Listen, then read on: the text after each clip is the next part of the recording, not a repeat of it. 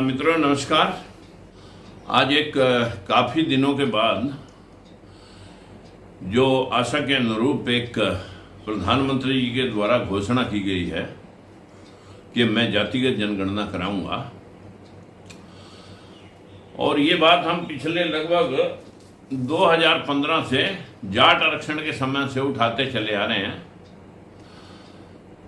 उस वक्त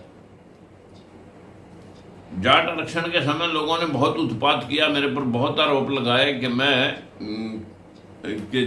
जाति पाति को बढ़ावा दे रहा हूं और जाट आरक्षण का विरोध कर रहा हूं। साथियों, कोई एक शब्द किसी जाति के विरोध में अगर मेरा साबित कर दे तो मैं उससे 100 बार माफी मांगने के लिए तैयार हूं।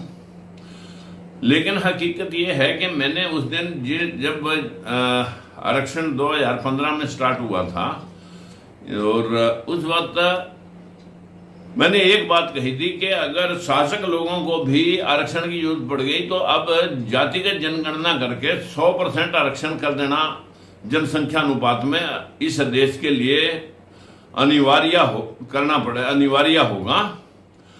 और ये बहुत जरूरी है कि हर जात को उसका हिस्सा मिलना चाहिए।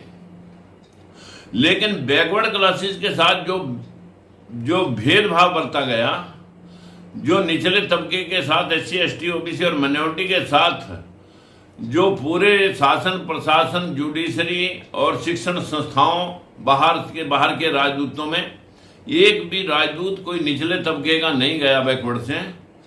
देश में 25 हाईकोर्ट, एक सुप्रीम कोर्ट, 600 जज हैं, जिनमें एक आध को छोड़ करके कोई बैकवर्ड का जिनकी संख्या 60% है, जिनके 60% से लगने चाहिए थे लोग, उनका एक दो को छोड़ करके कोई जुडिशरी के अंदर पूरे जहां आखिरी फैसले होते हैं हाई कोर्ट सुप्रीम कोर्ट में कोई भी जज इनका दिखाई नहीं देता, एक आध को छोड़ के।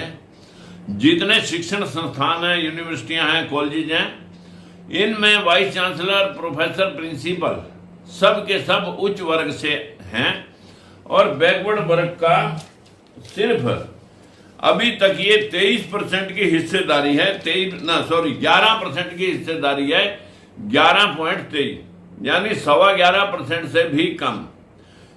और ये आंकड़े हरियाणा में तो और भी बदतर हैं, जो हम RTI लेकर के खुलासा करते हैं।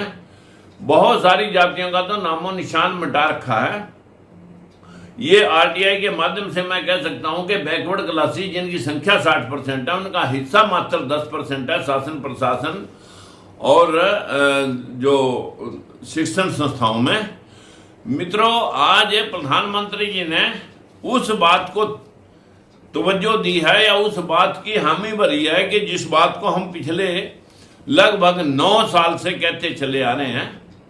इन 9 वर्षों में हमने एक भी दिन ऐसा नहीं खोया जिसमें हम ये कह सकें कि हम जातिगत जनगणना के पक्षधर नहीं थे।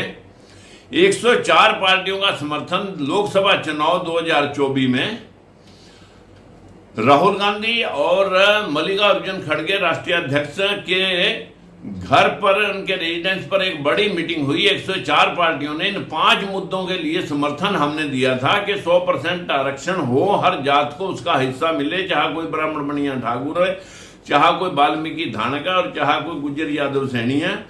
सभी जातियों को उनकी संख्या के मुताबिक हिस्सा मिलना चाहिए।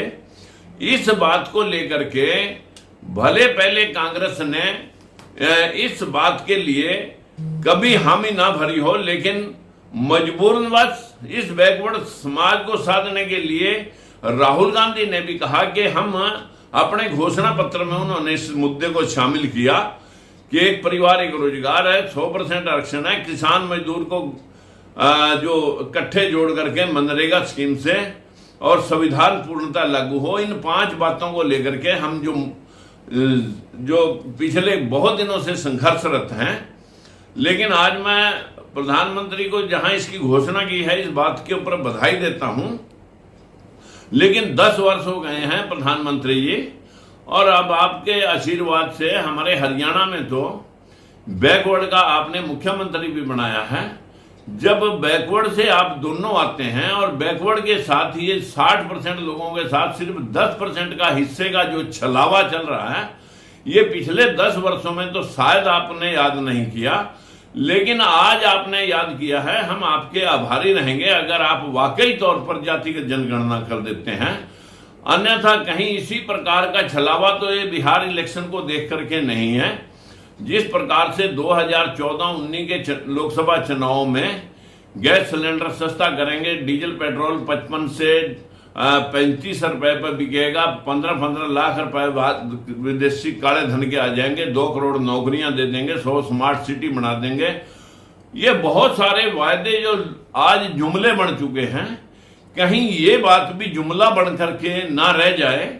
तो इसलिए अगर आप बैकवर्ड क्लास को साधने का पूरा प्रयास, और आप बैकवर्ड से हो और आप बैकवर्ड क्लासेस को साधने का पूरा प्रयास बीजेपी कर रही है, तो हम आभारी होंगे कि एक बार जातिगत जनगणना करके शासन प्रशासन में इनकी हिस्सेदारी की सुनिश्चितता करें, इसे वेरीफाई कराएं कि किसने किन का हिस्सा खा रखा है। ये हिंदू मुसलमान का मुद्दा नहीं है।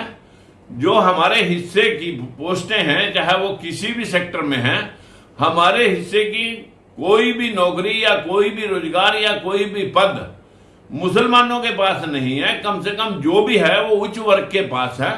इसे बराबर करने के लिए अगर आप आज ईमानदारी से इस बात के लिए जो आपने घोषणा की है, मैं आपका पूर्णतः समर्थन, हमने जब आपने हरियाणा के अंदर मुख्यमंत्री नायब सैनी जी को घोषित किया तो हमने अपने सभी कैंडिडेट हटा करके आपका समर्थन किया था और आपके लिए एक तरफा वोट मांगे थे। अपने सारे लगभग 40-45 जो कैंडिडेट उतारे थे सबको वापस लिया और आपके मुद्दे को समर्थन दिया।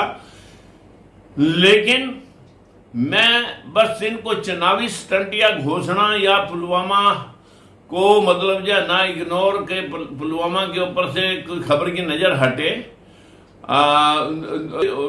घटना के ऊपर से नजर हटे, इस बात की तरफ भी लोगों की शंकाएं हैं कि कहीं ये उस खबर को दबाने के लिए तो नहीं। लेकिन पहलगांव की घटना का हम आपके साथ खड़े हैं और आपसे अपील करते हैं कि जालिमों को सबक सिखाना और भविष्य में इस प्रकार की घटनाएं ना घटें, जिनके ऊपर आप हमेशा से देश सुरक्षित हाथों में होने की गारंटी लेते रहे हैं। लेकिन जितने भी आतंकवादी हमले हैं वो सब के सब बीजेपी के कार्यकाल में ही मैक्सिमम हुए हैं। तो मेरा आपसे अनुरोध है कि अब आप सार्थक भूमिका में आकर के इस देश की और इस कमजोर वर्ग के हितों की सुरक्षा करेंगे, ऐसा अनुमान लगाते हुए हम आपका धन्यवाद भी करते हैं। परंतु ये जुमले का जुमला ना बन जाए, बस इसलिए तुरंत इसको लागू किया जाए।